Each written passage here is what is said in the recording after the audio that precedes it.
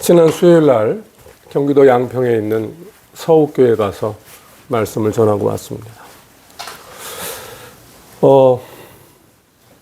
늘 우리 교인들을 이렇게 마주하다가 낯선 분들을 이렇게 대하다 보니까 여러 가지 생각이 들었는데, 우리 교인들은 잘 모르겠는데, 다른 교인들을 이렇게 딱 보니까, 저분은 정말 예배드리고자 하는 마음, 또 은혜 받고자 하는 마음이 강하구나. 또 저분은 아예 관심이 없고 뭔가 지적할 것 없나, 이런 거 딱 바라보고 계시는구나, 이런 느낌이 딱 들었습니다. 그리고 이제 모든 것 다 끝난 다음에 그 교회 목사님과 이야기를 나누던 과정에서 한 장로님이 그렇게 힘들게 목사님을 한다라고 하는 얘기를 들었고, 또 어떤 집사님은 뭐 전화해서 막 반말로 막 뭐라고 하고 막 이런 어려움을 겪고 계셨습니다. 그러나 지금까지 제가 보한 그 목사님은 훌륭하신 분이고 또 신앙 인격이 대단하신 분이기 때문에 잘 이겨나가리라고 생각이 됩니다. 그 교회에서도 제가 강조한 말씀, 또 제가 여러분에게 강조한 말씀, 그것 중에 다시 한번 꼭 말씀을 드리겠습니다. 왜냐하면 이것이 매우 중요하기 때문에 그렇습니다. 자, 창세기에 그 에덴 동산에 두 개의 나무가 있잖아요. 대표적인 그 두 개의 나무가 뭐라 그랬어요? 네, 생명나무와 선악과 나무. 생명나무를 먹는 자는 결단코 죽으리라, 이렇게 하나님 말씀하셨어요? 아니잖아요. 그게 아니라 선악과 나무잖아요. 선악과. 그러니까 선과 악을 구분하는 건, 옳고 그름을 따지면서 살아가는 사람들은 결국 비참한 죽음을 맛보게 된다라고 하는 거예요. 반면에 생명나무 역할을 하는 사람, 이 사람들은 어떻게 되느냐? 자, 보세요. 성경 제일 마지막에 나온다 그랬죠? 요한계시록 보세요. 요한계시록 22장. 요한계시록 22장 맨 뒤에 보면, 맨 마지막 장이죠?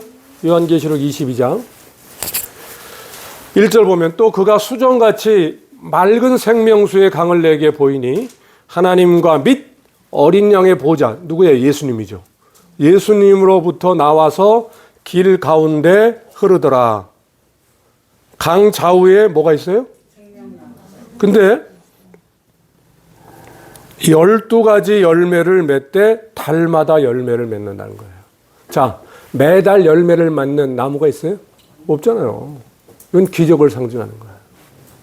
그 다음에 그 나무 잎사귀들은 만국을 뭐예요? 치료한다는 거예요. 자, 생명나무의 삶을 살아가는 사람은 하나님이 그 삶에 다른 사람들은 상상할 수 없는 기적의 역사를 허락한다는 거예요. 또 뭘 허락해요? 치유. 어떠한 질병도 고통도 치유되는 거예요. 자, 그러면 생명나무 역할을 하려면 어떻게 하느냐? 시도 때도 없이 하면 돼요. 예상을 뒤엎고 하면 되고, 무작정 하면 돼요. 뭘? 사랑하고, 칭찬하고, 격려하고, 이런 것들을. 뭐 묻지도 따지도 않고 하는 거예요. 왜요? 일부러 그걸 막 하지 않으면 자연스럽게 내 입은 욕이 더 많아지고 잔소리가 더 많아지고, 야, 그건 잘못된 거야. 너 그렇게 하면 안 돼. 따지는 것만 주로 하게 돼 있어요. 그러니까 의도적으로 내 입에 격려를 채워주고, 잘하는 자 잘해. 아이고, 너 엄마 도와주려고 그랬구나. 고마워. 사실은 엄마 도와주려고 한 것도 아닌데, 그래도 엄마 도와줬다고 칭찬하는 거예요. 왜? 생명나무 역할은 그러는 거예요. 기가 죽고 지쳐있는 내 함께하는 가족들 있잖아요. 성도들에게 힘을 주는 거예요. 내가.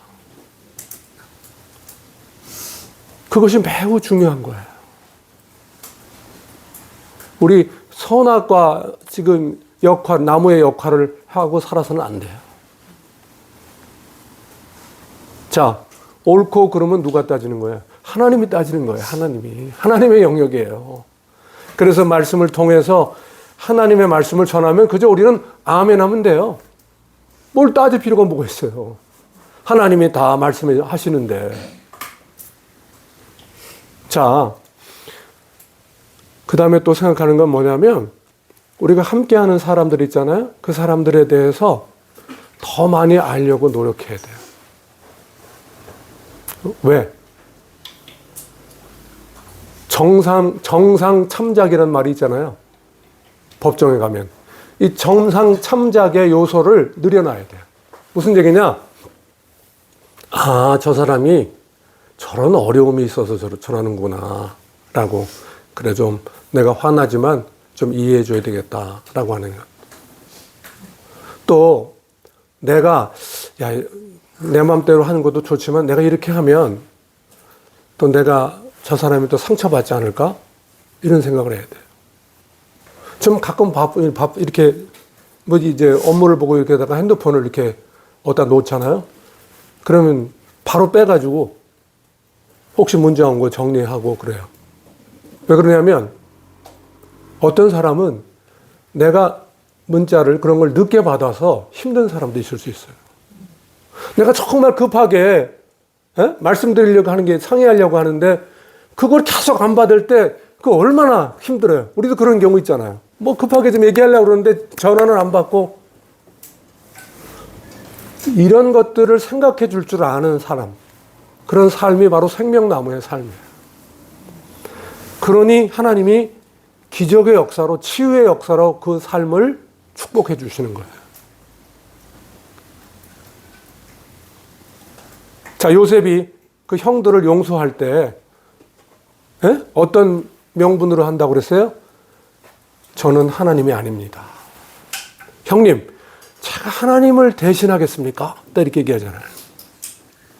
그러니까 나는 하나님이 아닙니다. 저는 하나님을 대신하지 않습니다. 이게 바로 성경적인 겸손이에요. 겸손. 근데 내가 자꾸 잔소리하고 야 너는 이게 문제야 라고 자꾸 하잖아요. 잘못하면 부모가 아니라 하나님이 될 수 있어요. 내가. 그러니까 기본적으로 더 사랑하고 아끼고 그걸 더 열심히 해야 돼요. 열심히 하는 그 가운데서 나도 모르게 잔소리가 이렇게 튀어나오잖아요. 오히려 듣는 사람들이, 자녀들이 그 마음을 알아줘요. 아유, 엄마가 힘들어서 그러는구나. 그런데 그런 생명나무 역할을 전혀 안 하다가 화난다고 그냥 일시에 선악과 나무 역할을 해버리면 어떻게 되겠어요? 힘들어지잖아.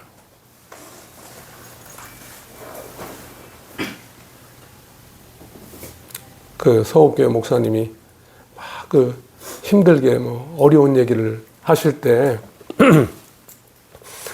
저는 좀 농담했어요. 아, 초코파이나 잔뜩 사올 걸 그랬다고. 그 CM 속에 뭐라고 나와요? 말하지 않아도 알아. 그냥 마음속에, 그죠? 바라보면 마음속에 있다는 걸. 생명나무의 삶을 살아가는 사람들의 모습이에요. 말하지 않아도 그 사람의 삶을 더 알려고 하다 보니까 그게 이해가 되고 그래서 어떻게든지 돕고 함께 하려고 자꾸 한단 말이에요. 그 정의죠, 뭐.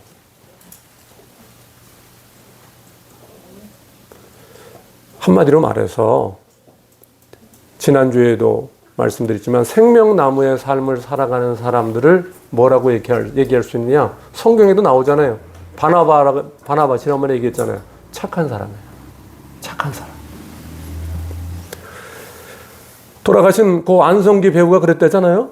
5살 된 아들들에게, 그 아들에게 정말 세상에 살아가면서 꼭 필요한 것은 착한 사람이 되는 거다 라고 강조했대잖아요.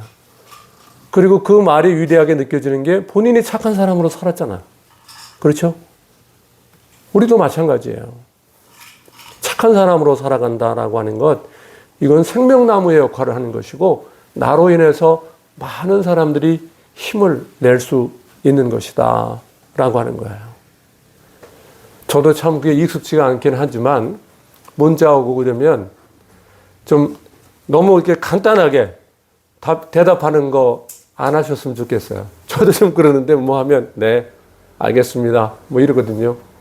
근데 사실 그걸 정성스럽게 이렇게 보내는 사람들 입장에서 보면 좀 마음 상할 때도 있어요. 그런 세심한 부분까지 좀 신경을 써서 하려고 그게 하는 게 그게 얼마나 하나님 볼 때 귀하게 여기신 줄 몰라요. 꼭 기억을 하시길 바랍니다. 자, 신앙생활을 하는 데 있어서 문제가 되는 게 조급함이에요. 조급함. 자꾸 조급하게 행동하려고 하게 되면 결국 내 삶을 힘들게 해요. 다른 사람도 힘들게 해요. 좀 느긋하게 마음 먹을 수 있어야 돼요. 그럼 느긋하게 마음 먹으려면 뭐가 필요하냐? 믿음이 필요하거든요. 믿음이. 근데 믿음은 뭐냐? 요 앞만 보는 게 아니라 좀 멀리 보는 것이 바로 믿음이에요. 그러니까 이 믿음을 갖고 있는 사람은 조급하지 않고 좀 여유를 갖고 살아가는 거예요. 그리고 꼰뜻하면 이제 끝났다. 아니 나는 뭐 망했다. 이렇게 얘기하는 사람이 있어요. 우리도 그렇잖아요. 근데 중요한 건 우리가 명심해야 돼요. 하나님이 끝났다라고 말씀하시기 전에는 우리 삶의 어떤 부분도 끝나지 않아요. 나는 다 끝났다고 하는데 하나님이 그걸 역전시켜 주시는 분이에요. 그러니까 함부로 입에 닮은 그런 말을 닮으면 안 돼요.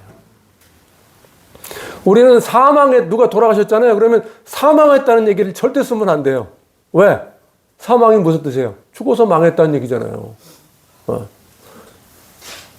죽어서 망하는 사람들이 아니에요, 우리는. 그렇죠? 이 땅에서의 삶이 끝나도 영원한 천국으로 가는 거예요, 우리는. 그런 영원한 소망을 갖고 살아가는 사람들이다라고 하는 것을 잊지 말아야 된다라고 하는 것이죠. 자, 그 서북교회 그 목사님하고도 그런 대화를 나눴지만, 정말 사람들 몰라요. 네?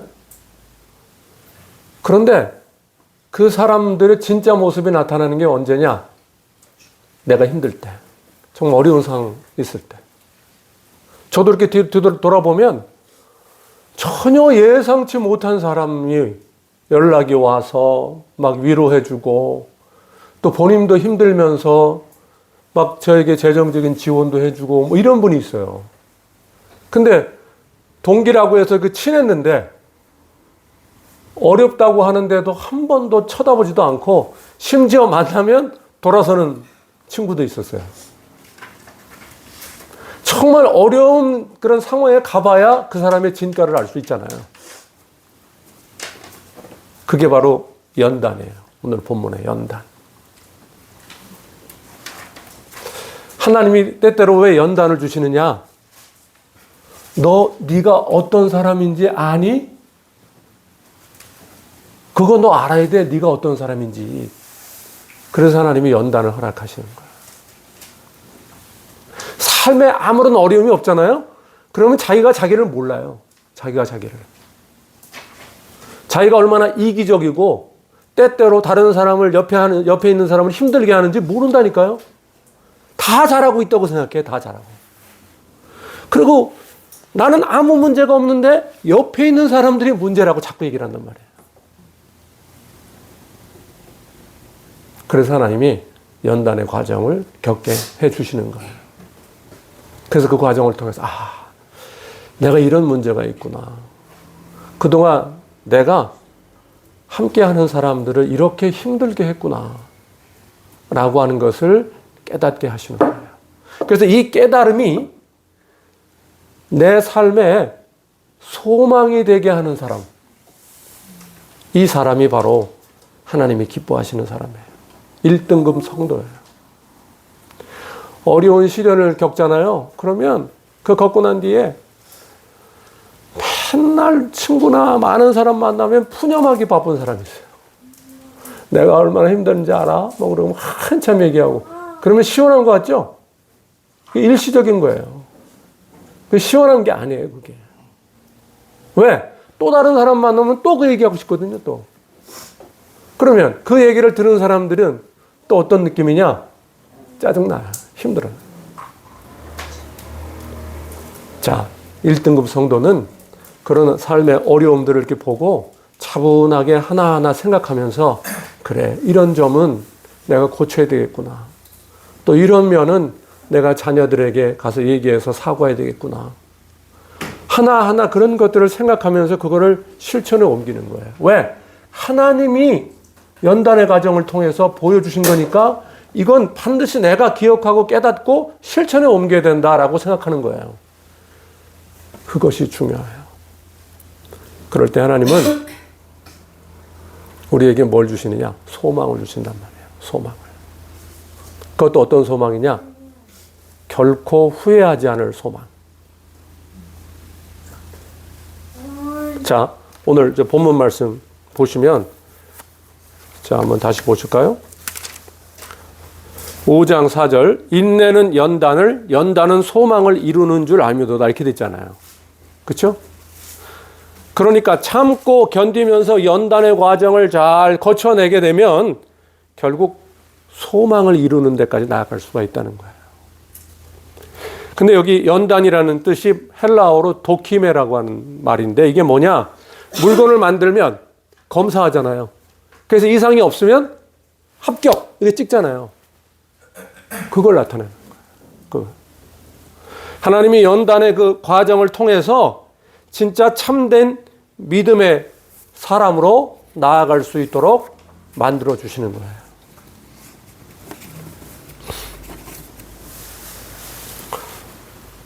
자동차 검사해서 불합격 맞았거든요. 그래가지고 다시 그 고치라는 거 다 고쳐서 가니까 합격 딱 되더란 말이에요. 근데 처음엔 또 화가 났죠. 아이, 웬만하면 넘어가지. 근데 넘어가면 돼야 안 돼요? 안 되는 거예요. 안전하고 직결되는데. 잘 생각하면 어떤 일이 일어나잖아요. 그게 화가 날 수 있고 짜증 날 수 있는데 잘 생각하면 거기에는 다 하나님의 역사가 있는 거예요. 그래서 바나바를 착한 사람이라고 할 때 그 앞에 뭐라고 정의하냐면 바나바는 모든 일의 배후에 하나님의 은혜를 보았다. 이렇게 기록한단 말이에요. 좋은 사람은 그런 사람이에요. 내 삶에 일어나는 일들을 막 짜증나고 이런 시각으로 바라보는 게 아니라 하나님께서 뜻이 계셔서 그랬구나. 나의 삶을 또 바꿔주시기 위해서 더 좋은 걸 주시려고 그러시는구나. 그게 은혜로 바라보는 거예요. 그게 중요하다라고 하는 거예요. 자, 또 하나님이 주신 이 소망 5절 볼까요? 5절 여러분 읽겠습니다. 자, 시작. 소망이 우리를 부끄럽게 하지 아니함은 우리에게 주신 성령으로 말미암아 하나님의 사랑이 우리 마음에 부음바 되리니. 네, 아멘. 우리의 소망을 부끄럽게 하지 아니하신다라고 했단 말이에요. 그래서 성령으로 말미암아 하나님의 사랑이 우리 마음에 부은 바 된다라고 되어 있잖아요. 그러니까 소망을 가지고 살아도 삶에서 시련을 겪고 뭐 사탄이 시험하고 또 부모와 자식 간에 부부 간에 여러 가지 갈등도 있고 속 시끄러운 일들이 너무 많잖아요. 그럴 때마다 내가 가진 소망이 흔들릴 수 있잖아요. 이게 무슨 의미가 있어? 뭐 이런 생각이 들 수 있잖아요. 그때 내가 너를 얼마나 사랑하고 있는지 너 모르느냐. 너 그거 잊어먹은 거 아니야? 라고 말씀하신다는 거예요. 그래서 품어주시는 거예요. 그래서 예수님이 첫 번째 공생의 어떤 일을 세상으로 나갈 때 세례받고 나서 하늘에서 음성이 딱 들리잖아요. 제일 먼저 주시잖아요. 그게 뭐예요? 예수님 보고 너는 내 사랑하는 자, 내가 기뻐하는 자라. 이렇게 얘기하는 거예요. 그러니까 하나님은 뭐냐면 우리가 과거에 했던 일, 또 지금의 모습, 이것만 보시는 게 아니라 또 하나를 보세요. 또 하나를. 뭘 보실까요? 하나님이 미래에 바꾸어 놓을 나의 모습을 보고 계신다는 거예요. 그러니까 아무리 잘못하고 이래도 하나님은 막 남으라고 이러지 않으신다니까요. 왜? 내가 바꾸어 할 미래가 있는 애인데 난 이렇게 바꾸려고 하는데 얘를 그것까지 보시니까 항상 기쁘시죠. 그 존재만으로도 기뻐하실 수밖에 없는 거예요. 우리는 그런 하나님을 믿고 있기 때문에 소망이 있다라고 얘기하는 거예요. 사랑하는 성도 여러분, 한 구절만 읽고 마치겠습니다. 자, 고린도전서 꼭 기억하셔야 됩니다. 고린도전서 15장.